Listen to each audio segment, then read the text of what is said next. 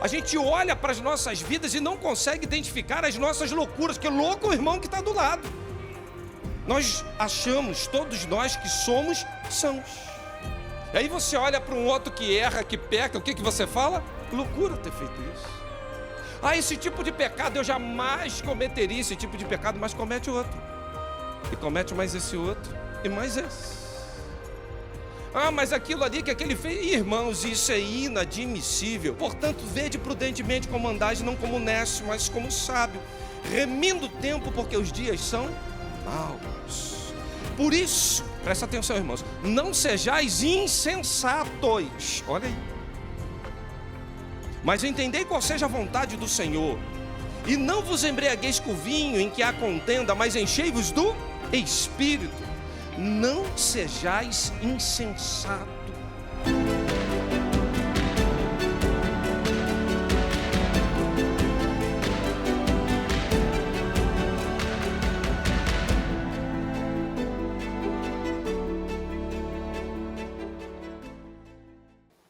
Vamos ler do verso 1 ao verso de número 13. Mateus 25, de 1 a 13.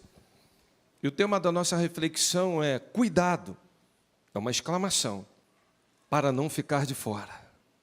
Cuidado. Mateus 25.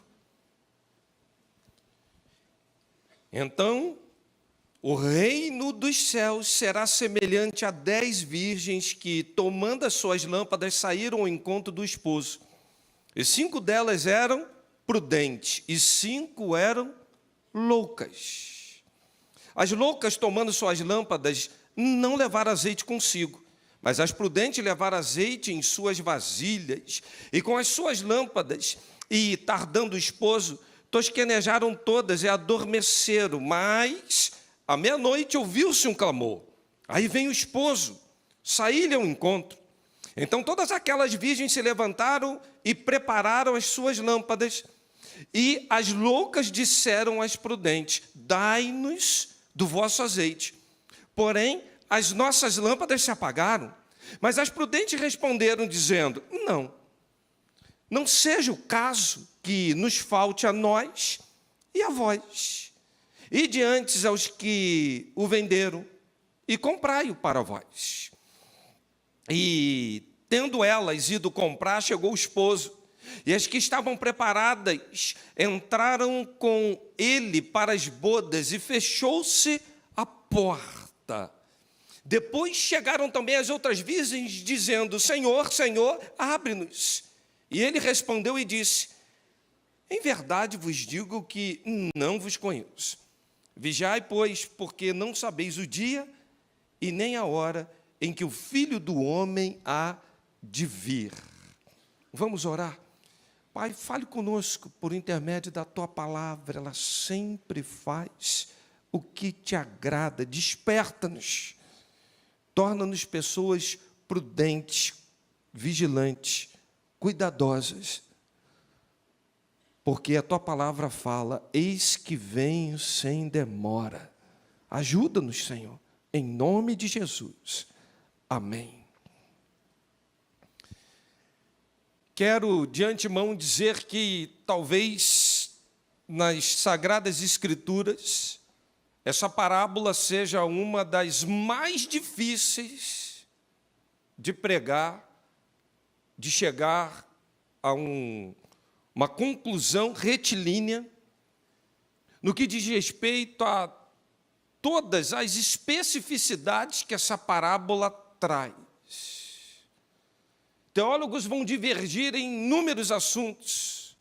Alguns chegam a afirmar que as virgens que ali estão são a noiva que vão casar. Mas eu acho curioso, se você não observar o que está em Mateus 24, até no verso 3, você não vai entender a parábola. Porque Jesus está dando uma resposta. E para você compreender bem a resposta de Jesus, é preciso você saber qual era o assunto. E o assunto era um assunto escatológico, era a doutrina das últimas coisas. Era um fenômeno da parousia, ou seja, tudo que Deus vai atuando e fazendo nos últimos tempos. E também, por que não acrescentar soteriologia, a doutrina da salvação do homem? Se percebermos bem, nós temos 3 assuntos distintos numa parábola como resposta ao que estava em Mateus 24. Então, para a gente começar a entender o processo que a parábola está, é importante, preliminarmente, ter convicção que a peça central está no noivo. Isso já vai contradizer toda uma cultura ocidental, pois um noivo, quando chega, quase ninguém olha. A gente só quer saber da noiva. Aliás, parece até que tem famílias que costumam fazer isso. Dizem que o noivo não pode ver a noiva, nem o vestido, nem o que provou, nem nada. Mas o curioso é que a noiva vê o terno, tal, tudo que o noivo vai ver. E tem gente que fala assim, não pode ver não, pastor, porque dá azar. Já começam umas mandingas gospel, eu não sei assim, como rotular um pensamento como esse. Mas não tem famílias que têm essa coisa, né? Não pode ver. Então, se não pode ver lá, também não pode ver cá. Me lembro quando fui casar que, né, como militar, o pessoal fazia aquele teto de aços, e os homens perfilados ali, e aí era aquele teto batendo, aquela coisa toda. Eu falei assim, eu não quero nada disso. Ninguém acreditou. No dia que eu fui casar, eu apareci com uma roupa azul lá e me casei. E ficou todo mundo assim me olhando e falando, mas você? Eu falei assim, era surpresa. Mas o foco não está no noivo, na nossa tradição. O foco está na noiva. Até porque o homem, quando vai casar aqui, irmãos, ele faz uma barba correndo, e no dia que ele vai fazer a barba, ele cisma de tentar o suicídio, já corta logo um pedaço do rosto, vai ficar sangrando. Porque ele está com rapidez, ele dá um jeito no cabelo rapidamente, veste uma roupa e vai embora. E a mulher? Dia de spa. Vai fazer a unha, tal, com aquelas, enfim, vocês conhecem. Vai tratar o cabelo, máscara capilar, e a banheira com coisas ali aromáticas, com rosas, com pétalas. Enquanto isso, o noivo está carregando um caixote de flor para levar para a igreja para ornamentar. Há uma estúpida diferença cultural. E quando a gente para pensar que a peça central é um noivo, isso dá um nó na nossa cabeça. Porque culturalmente nós estamos sempre focados na noiva. E se você olhar o texto, a noiva não é citada. Não tem noiva no texto. E é importante a gente começar a pontuar isso, para você abrir a mente e entender melhor o texto, senão dentro da nossa cultura você vai ficar falando da noiva, você quer ver a noiva, só que a noiva não está aqui. Você está achando que no sermão, de repente, vai abrir a porta e esse que vai tocar, tan, tan, tan, tan, e a noiva vai aparecer. Irmãos, não vai. Não vai. Mas quem eram essas 10 virgens? Se você não olhar para dentro da cultura judaica, você não vai compreender como se casavam. Antigamente, os pais assumiam um compromisso, família com família, vão casar os nossos filhos, era feito um acordo. Já acordamos. E o negócio dava certo, irmãos. Depois que essa turma começou a escolher, ficar casado 2 dias, 3 meses. Às vezes chega o álbum de casamento, já fala, toma, não precisa mais não, já divorciamos. É ou não é verdade? Antigamente se escolhia e dava certo.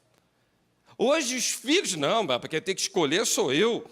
Aí escolhe errado. Aí acha que casamento é loteria. Ah, papai, ah, mamãe, você acertou na loteria. Eu falei assim, joga do jeito que eu jogo, sabe qual é o meu jogo? Joelho no chão e ouvir a voz de Deus. Você não erra. Você não erra. Não quer ouvir, se deixa levar pelas emoções. Ah, tão bonitinho, né? Trabalhador. Que moça agradável, lava a louça, ajuda, só não tem compromisso com Deus, mas é um detalhezinho, problema não. A Bíblia fala, não vos prendais a um jugo, que sociedade há entre Trevas e luz. E a gente começa a se perder nesse processo, romantizando uma coisa que não deveríamos. Por quê? Esses homens assumiam papéis, famílias, está acordado. Aí chegava o dia do noivado, irmão, o noivado era como que um casamento, inclusive se levava um dote. Eu fiquei tempo tentando entender por que no Antigo Testamento os homens que casavam ficavam 1 ano sem trabalhar, com um propósito, está lá na Bíblia, irmãos, para fazer a noiva feliz. Aí eu fiquei me perguntando assim, mas vivia de quê? Tinha os dotes, irmãos. Tinha os dotes. Aí hoje você vai ver alguns casamentos que não tem nem lua de mel.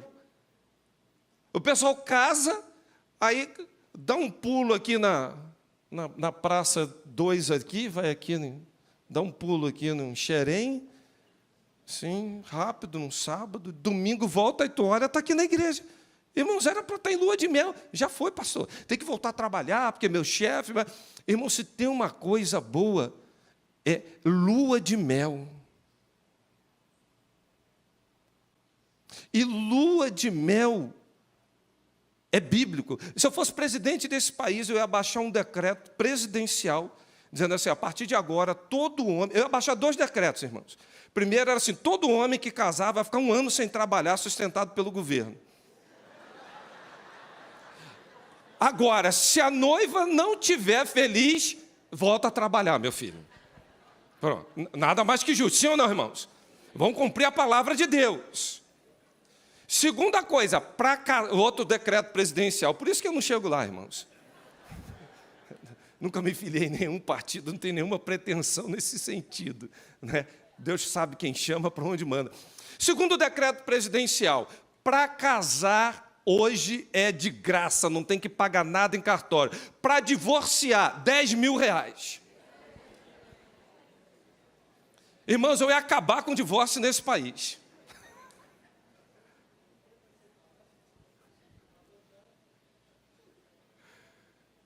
Mas aqui é o contrário. Você vai casar, você paga quase R$1.000 de taxa, para divorciar, você chega ali, o outro nem sabe, divorciou, agora está assim, irmãos. Você toma conhecimento pelo juízo que está divorciado. Mas ela não queria, foi embora, já está lá, já decretou, foi. Eu estou contando essas coisas para os irmãos entenderem como é que era a época. A época, irmãos, o noivo saía da casa, ia num cortejo com os rapazes. Chegavam lá, estavam as moças, as 10 virgens. Entendeu agora o texto? Não era noiva. Elas ficavam ali com as lamparinas, prontinhas para incorporar o cortejo na hora que aquela que ia se casar saía. Por isso que a Bíblia fala que eram virgens. Até porque, irmãos, Deus não ia pregar a poligamia, mesmo na cultura daquela época, ele ia casar com 10? Como é que fica isso? Então, quando a gente para raciocinar o texto, verificar contexto histórico, o noivo está preparado. As moças virgens aguardavam a chegada do noivo. Mas, tradicionalmente, o noivo chegava à noitinha, ao entardecer. E no texto aqui ocorre uma coisa que é interessante. O noivo chega meia-noite. Isso é para dar uma noção de que ninguém sabe a hora que o Filho do Homem virá. E meia-noite é um horário simbólico. E com tudo isso, na maneira repentina como o noivo virá, é preciso que a gente tenha fé, zelo e que estejamos esperando. Agora, eu quero entrar propriamente dito e quero dividir o sermão agora em 2 pequenas reflexões. Nas virgens. O texto fala que essas virgens, elas estavam santificadas, separadas. Eram virgens, tinham um propósito. Mas tem 2 tipos. E tem um primeiro tipo que a Bíblia fala que são as loucas, ou em outras traduções, a nécia. ou as imprudentes. Você vai ver nas Sagradas Escrituras, conforme a terminologia da sua Bíblia, que quer dizer a mesma coisa: louca, nécia e imprudente. Mas não eram virgens, nunca tinham se deitado com ninguém, estavam separadas, mas eram loucas. O problema é que a Igreja de Cristo, nós somos santificados, separados, devemos cumprir um propósito, uma missão. Mas na Igreja de Cristo, que tem de gente louca. Dizem até que igreja é hospital, outros falam que igreja é hospício, outros falam que igreja é um laboratório. E apesar de toda loucura, tem muita gente santificada, separada, que canta no coral, dá aula na EBD, tem carteira de igreja, já atingiu até uma notoriedade diante do público, mas é gente louca. O livro de Tiago vem falando de uma coisa interessante, do poder da língua. E se tem uma coisa dentro da igreja que mais fere honra, hombridade, gera problema, é uma coisa chamada fofoca. Você vai ver pessoas de um alto nível disso, daquilo, que deveriam não emprestar os ouvidos a essas coisas, mas loucamente emprestam ouvido ou continuam falando. Loucos.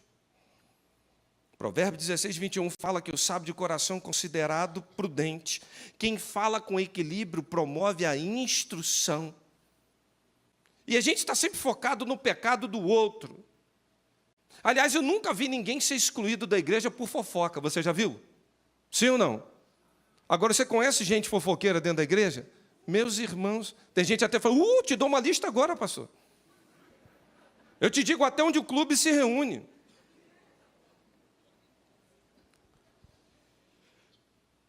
A questão da loucura é que, às vezes, a gente está até num hospício em que um tem uma mania, o outro tem outra, o outro tem outra. Outro dia eu assisti até um vídeo de um rapaz que estava na recepção de um hospital que trata de gente que tem probleminha, né?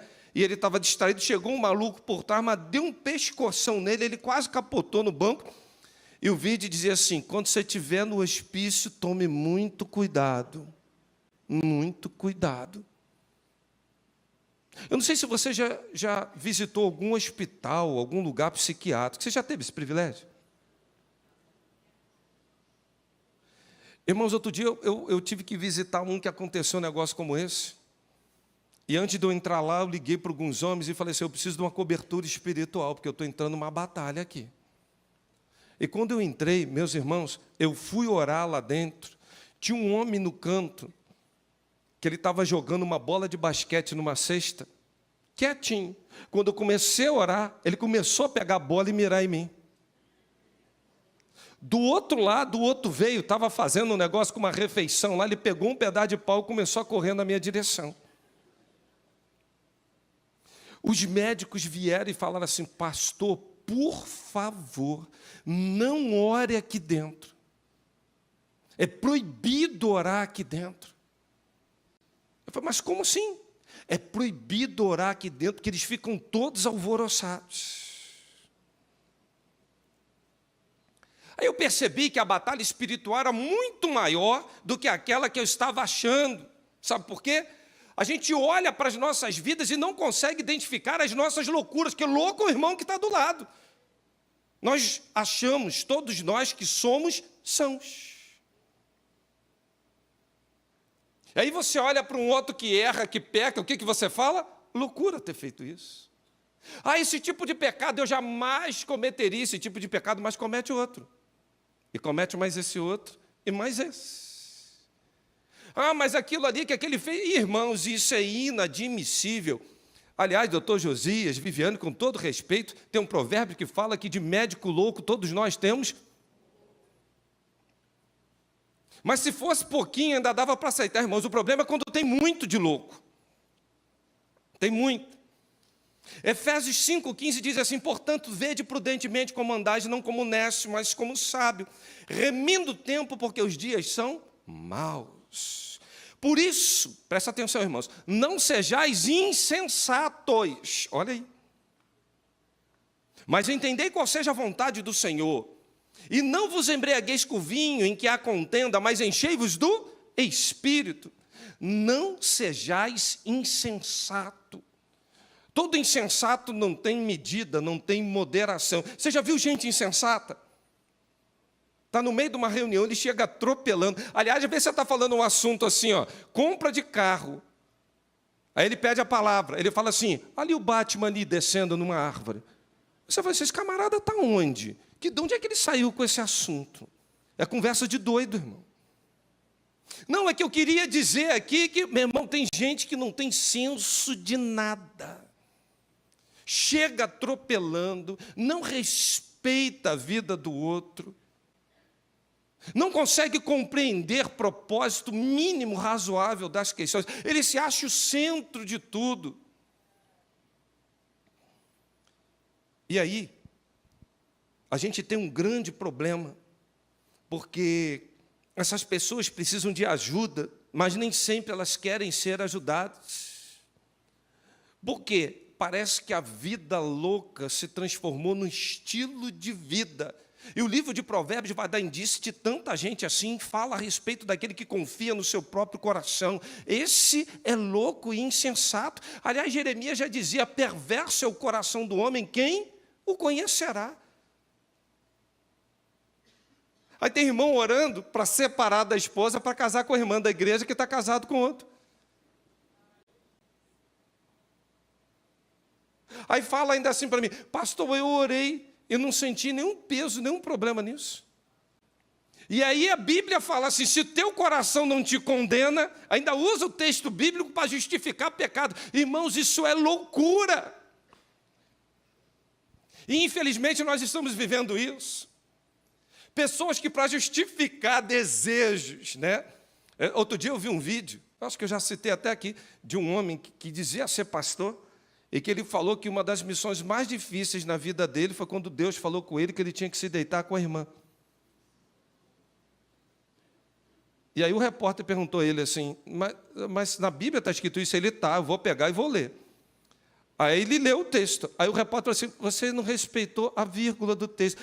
E ainda fala que é da mulher adúltera, não é vai e adultera. Você confundiu. Aí ele gaguejou. Quem já viu esse vídeo rodando por aí? É muita gente, hein? Irmãos, olha que loucura. Olha a gravidade que isso traz. Provérbios fala que o que confia na riqueza vai cair. Provérbios 11, 28. Mas os justos vão reverdecer como a rama. Irmão, tem gente confiando em dinheiro, poder aquisitivo, achando que isso vai resolver todos os seus problemas. Meu irmão, ai daquele que ajunta bens maus adquiridos para colocar no alto. O amor ao dinheiro é a raiz de quê? De alguns males. De quê? Todos os males. Os males têm uma raiz: o dinheiro, mamon, uma entidade. Você já viu alguém dentro da igreja que é pastor, que é diácono, canta no coral, fala assim: irmão, eu amo dinheiro, eu gosto de dinheiro. Tá, uma coisa que eu gosto é de um tal de dinheiro. Como eu gosto de dinheiro. Aliás, irmãos, quando eu vejo aquele monte de dinheiro na televisão sendo apreendido, eu começo a orar e falar: Deus, não podia cair aqui dentro de casa, aqui? Estou precisando tanto resolver umas coisas. Como eu gosto de dinheiro. O caminho do tolo é reto aos seus olhos, mas o que dá ouvido ao conselho é sábio. Provérbios 12, 15. Irmãos, na vida de loucura, a gente não acha que é loucura, sabe? Porque parece que a gente está numa retidão. Parece que o caminho está certo. Mas é loucura. E qual é o parâmetro para você pensar que é loucura? Não é que é ilegal, não é que é imoral ou amoral, como queira. A loucura é quando você ouve a voz de Deus, a palavra de Deus te dá um senso de direção e você quer fazer o contrário. Isso é loucura. 1 Coríntios 1:27, a Bíblia vem falando, explicando que a loucura para o mundo, para envergonhar os sábios. Porque tem gente que se acha muito sábio, entendido, doutor. Você conhece pessoa que quando você vai falar alguma coisa, tudo sabe? Tudo sabe. E, está dominado, vou lhe explicar. É uma sapiência, sim, fora do comum. Agora, esse versículo fala que Deus, ele pega ali aquelas pessoas mais simples para envergonhá-los. A Bíblia fala em 1 Coríntios 1, se depois você ler lá com calma, que Deus transformou a sabedoria humana em loucura. Por quê? Porque tem gente que se acha quando não é. E a Bíblia fala, então, que tem dois tipos de sabedoria, ou de loucura, melhor dizendo, dois tipos de loucura. Uma que é de Deus e a outra que é dos homens. E ele vem falando, então, que a loucura de Deus foi nos salvar pelo poder do Evangelho. Isso é loucura, irmão. Deus podia dizer pelas obras, é pelo conhecimento, é pela sabedoria. Não, mas é pelo Evangelho, que é poder de Deus para a salvação de todo aquele que nele crê. Irmãos, isso é loucura. Mas a Bíblia também fala de um outro tipo de gente que é doido, que é louco, que se acha. E que começa então a perceber que a loucura de Deus, na verdade, é muito mais sábia que a sabedoria humana.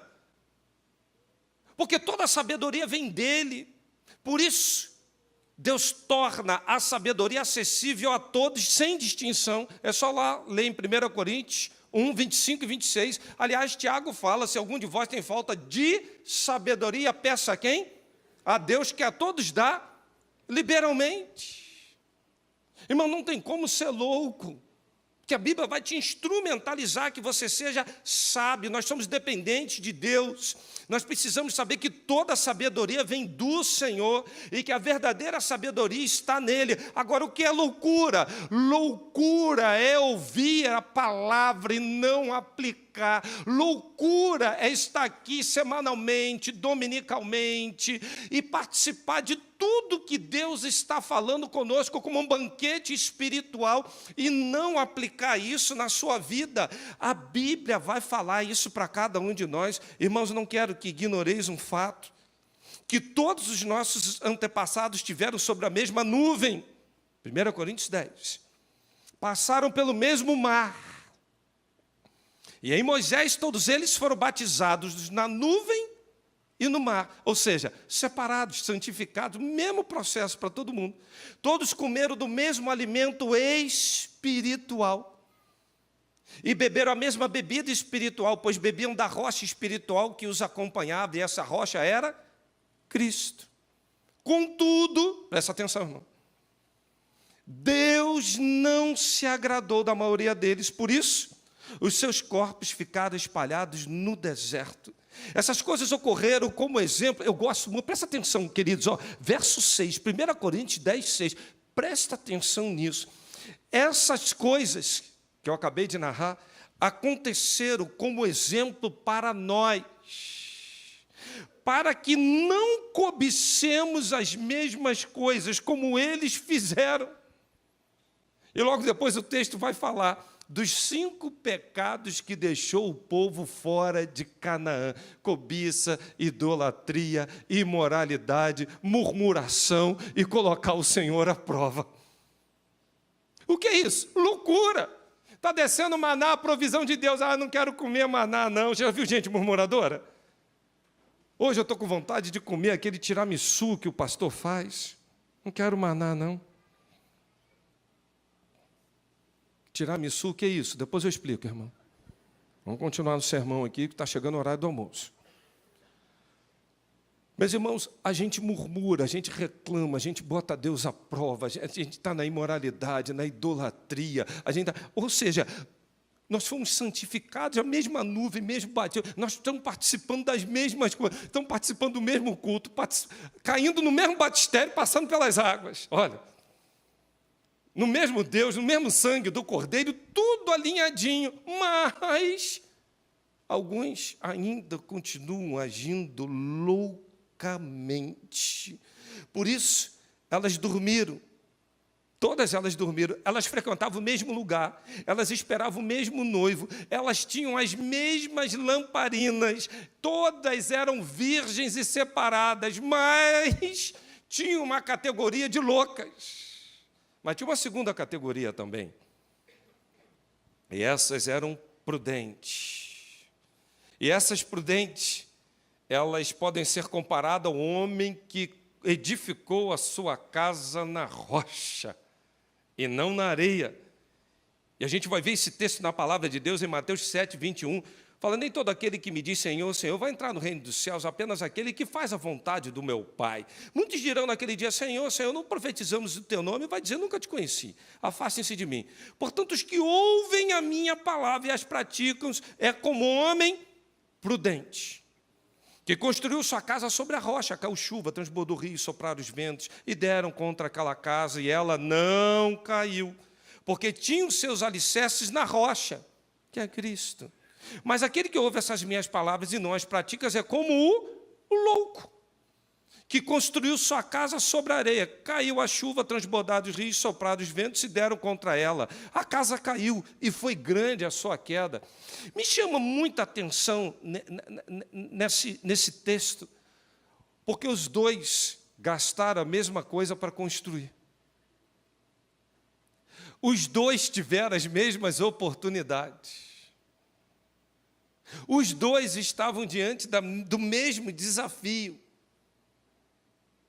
Mas um era louco, o outro era prudente. E aí, o prudente representa todo aquele que ouve a palavra e pratica. Ou seja, quando você ouve a palavra e alicerça tudo que você vai fazer na sua vida, na rocha que é Cristo, vai vir vento, vai vir tempestade, vai vir dificuldade, mas tua casa não se abala. Sabe por quê? Os que confiam no Senhor são como os montes de Sião, que não se, mas permanece para sempre. Você entendeu? A prudência regra isso, queridos irmãos. Ambos tiveram o mesmo valor, as mesmas tribulações. Vem vento, vem tempestade, vem dificuldade. Qual é a que está firme, a que está rocha? Qual é a que vai ser grande a ruína? O louco que construiu na areia. E às vezes construir na areia, o outro pode pensar: se é mais rápido, né, pastor? É, mas a durabilidade vai ser menor. Ou seja, já gastou dinheiro com coisa barata que não prestou? Sim ou não? Irmãos, eu gosto de fazer uma economia. Às vezes eu compro umas coisas que eu falo assim: não deu muito certo. Outro dia eu fui comprar um negócio assim, baratinho. Usei uma vez, quebrou.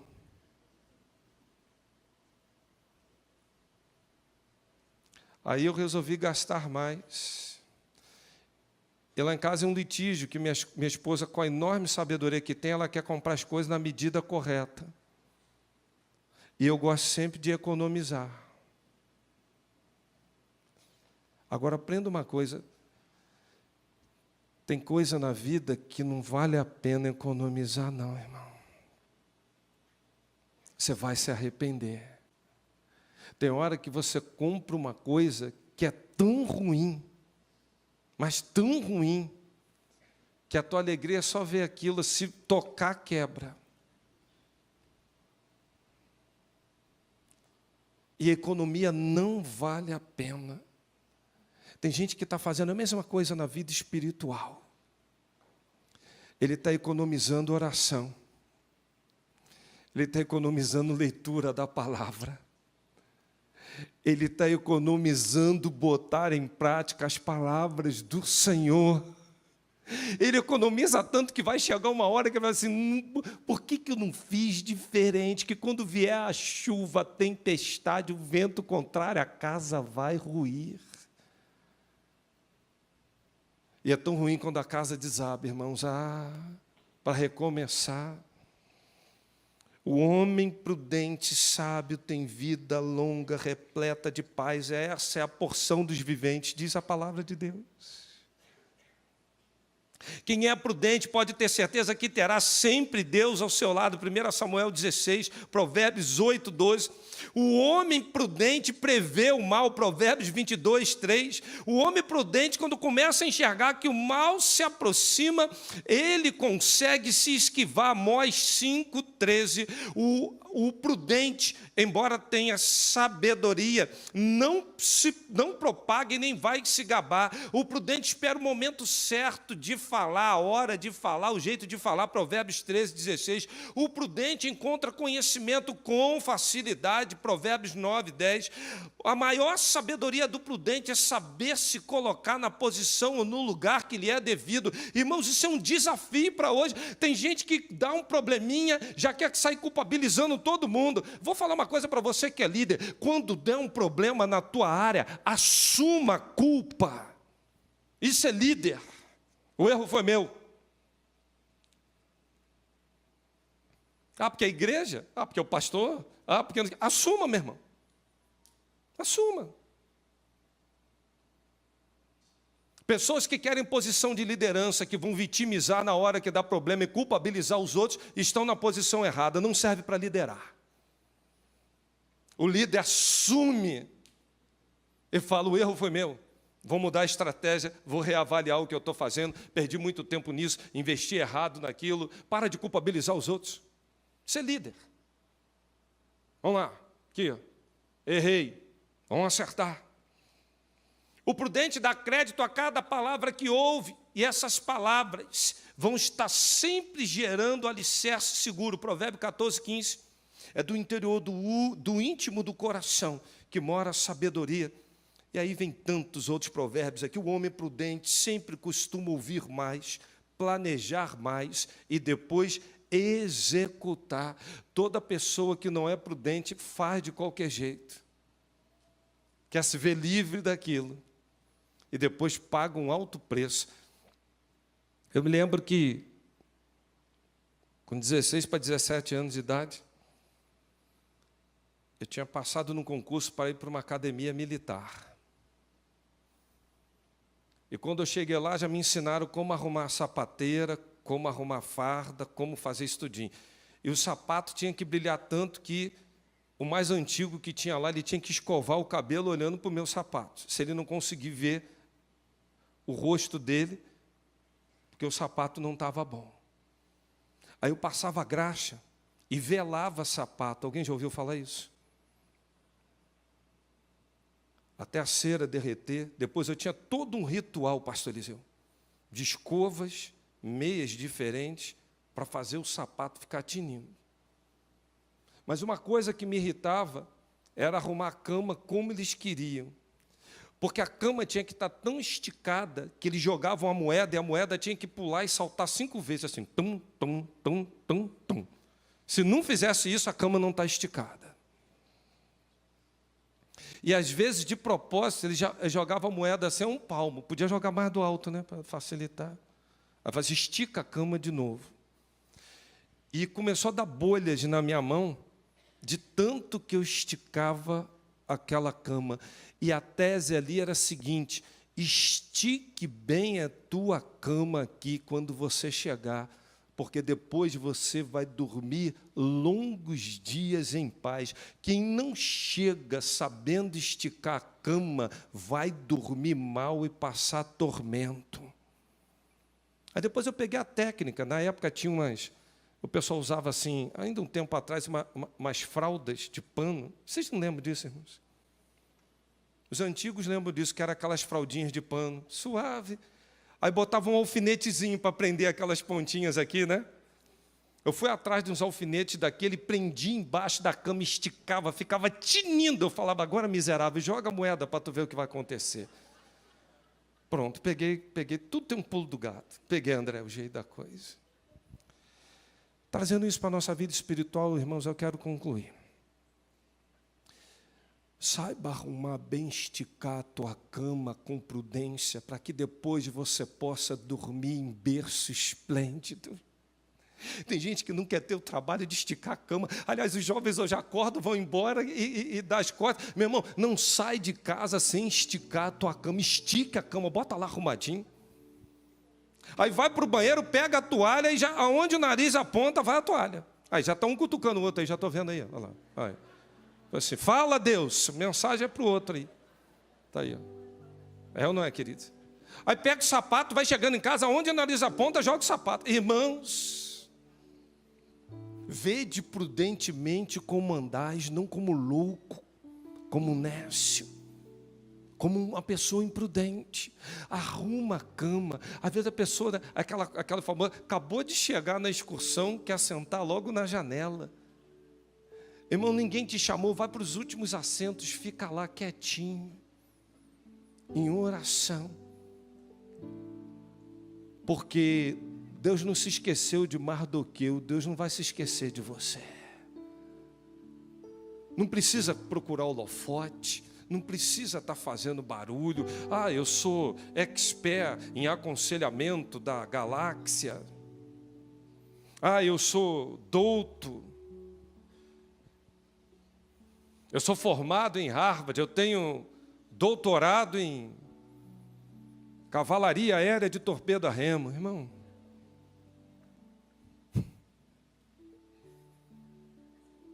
eu gosto de estudar. Ontem eu passei o dia inteiro estudando. Eu não tenho preguiça quanto a isso, irmão. Deus me permitiu fazer alguns cursinhos por aí. Pergunta à equipe pastoral ou à igreja qual é o meu currículo, ninguém sabe. Quando começa, pastor, o senhor parece que é formado nisso. Não, irmão, eu sou formado na vida, eu estou aqui para aprender. Porque sempre quando você chega num lugar, irmão, sabe qual é a tua primeira postura? Esticar bem a cama, estica. Estica. Não sei nada, não conheço nada, me ensina, estou aqui para somar contigo, posso te ajudar nessa tarefa. Prudência. Ouça, perceba, cheguei aqui pensando tanta coisa para a igreja, Deus mudou tanta coisa, que se eu tivesse falado ou agido, irmãos. E o primeiro passo de fé nosso aqui foi pegar uma igreja que estava tão ferida com tantas coisas. E tinha uma diretoria aqui que passou muitos percalços. A igreja sequer estava conseguindo pagar as contas. E a primeira atitude que eu tive aqui foi fazer um culto da honra, que a diretoria me olhou, eles não falaram, mas pensaram assim, pastor, o senhor quebrou a igreja. Os 11 pastores que ajudaram esse período que não tinha pastor, nós honramos todos eles aqui no culto da honra. Quem lembra disso? Com a PIB de Irajá. Irmãos, ali nós viramos uma chave espiritual. Foi ali. Eu quero exercitar uma palavra de gratidão ao Ricardo, à diretoria, a todos vocês que estavam aqui nessa época, tão sofridos, tentando acreditar em alguma coisa. Irmão, nós vamos juntos.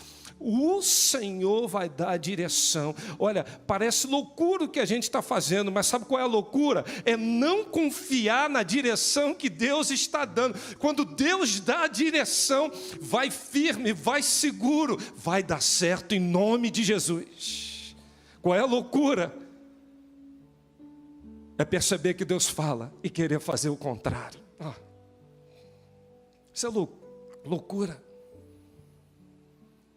O prudente tem autocontrole, o prudente é humilde, o prudente sabe tomar decisões, o prudente pensa antes de falar e de agir, o prudente alcança boa reputação e alta posição, o prudente está sujeito a aprendizado e correção. Tem gente que não gosta de ser contrariado. Irmão, se você não gosta de ser contrariado, você é um imprudente. É louco. E ninguém gosta de ser confrontado, essa é a verdade. Mas digere, perceba o que o outro está querendo te mostrar. Calce a humildade. Reflita, permita uma reflexão. Eu não gostei, mas reflita. Às vezes, outro dia tu falou um negócio aqui para mim, que eu achei mó doideira por um lado, mas tinha um fundamento. Você ele estava certo por esse lado. Estava certo. E realmente eu errei e pedi perdão. Vem me confrontar. Eu falei assim, ele contei até essa história. Cadê o Rômulo? Está aí? Eu contei até essa história para o Rômulo aqui. O Rômulo estava aqui. Falei, para acontecer um negócio aqui que o prudente sabe se desviar do perigo, em meio às soluções, sabe se antecipar. Agora eu quero concluir falando isso para você. Verso 10.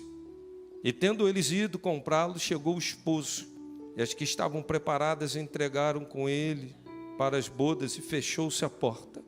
Diga bem alto, fechou a porta. Mais uma vez, fechou a porta. Depois chegaram também outras virgens, dizendo, Senhor, Senhor, abre-nos. E ele respondeu e disse, em verdade eu vos digo que eu não vos conheço. Vigiai, pois não sabeis o dia nem a hora que o Filho do Homem há de vir. Irmãos, se a gente não consegue viver a parousia, a expectativa da volta de Cristo, é loucura. Se não ouvirmos essas palavras e colocarmos, aplicando na nossa vida, loucura.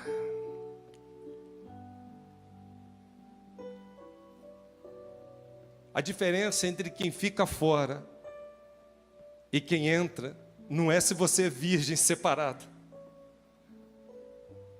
Não é se você está na mesma posição que os outros. Não é se você tem lamparina. Eu tenho uma lamparina. Não. A diferença está se a tua lamparina está cheia ou está vazia. Pastor, o que é isso? Esse é o detalhe do texto. Eu tenho lamparina. As prudentes já tinham até uma reserva. E à noite eu vou falar mais sobre isso. Unção, intimidade com Deus. Não se doa, se vive. Me dá um pouquinho de azeite. Não, esse azeite é sobre a minha cabeça. A unção é minha. Isso é individual. Me dá um pouquinho de azeite. Não dá, irmão. Tem um azeite para você, vai lá, busca, corre atrás. Ah, não quero saber do azeite. Vai ficar de fora. Ficar de fora. Tem uma hora que a porta fecha. Tem uma hora que fechou.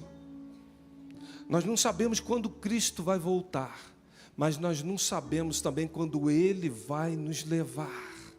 Pode acontecer tanto um quanto o outro. Você sabe? Você sabe o dia que você vai? Ninguém sabe, né? Essa fila ninguém tem pressa. Se puder, dá até a senha para o outro. Vai, irmão, você está... Não é verdade, irmão? Agora, sejamos prudentes. Você pode hoje dizer assim, Senhor,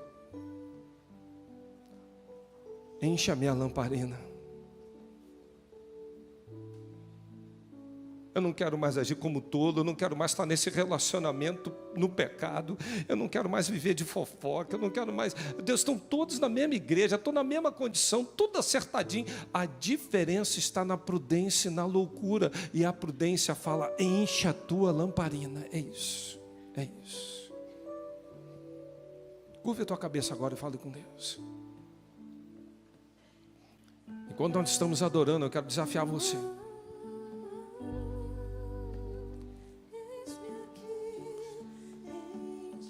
Fala, Senhor, me torna humilde. Me ajuda a entender se eu estou agindo loucamente. A tua palavra está dando uma direção e eu não tenho forças, eu estou indo em outra. Isso é loucura. Deus, eu nunca me rendi ao Senhor Jesus, mas quero entregar minha vida em tuas mãos, que eu quero ver minha vida alicerçada na rocha que é Cristo Jesus. Sem Ele eu nada posso fazer, e quero me render a Cristo. Minha primeira decisão para viver uma vida com sabedoria é entregar os meus caminhos na mão de Cristo Jesus. Quantos querem nessa manhã dizer assim, eu estou entregando minha vida nas mãos de Cristo Jesus? o confessando como meu Senhor e Salvador, porque eu dependo dele, quero colocar minha vida diante dele, sem ele eu nada posso fazer, e eu me rendo a ele. Quantos nessa manhã estão tomando essa decisão? Só faz um sinal assim, alguém na galeria, faz assim para mim, ó. Só quero orar por você. Cadê onde você está? Alguém ali na galeria dizendo, não me rendo, sou eu. Alguém aqui à minha direita falando, pastor, estou, só um sinal. Quero orar pela sua vida. Alguém nessa manhã dizendo, não me rendo, sou eu, pastor. Estou vendo ali atrás a senhora, Deus abençoe, lá atrás. Glória a Deus, já vi sua mão, Deus abençoe a senhora, viu? Tem mais alguém? Estou vendo a senhora aqui à esquerda, Deus abençoe. Estou vendo aqui a senhora, Deus abençoe. Estou vendo você aqui também, Deus abençoe.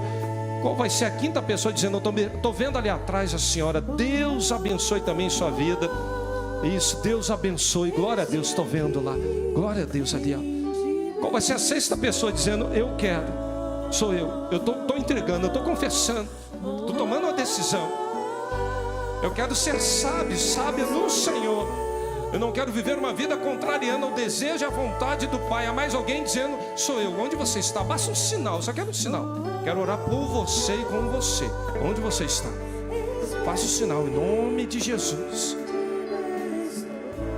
Agora quero fazer um segundo apelo rapidamente.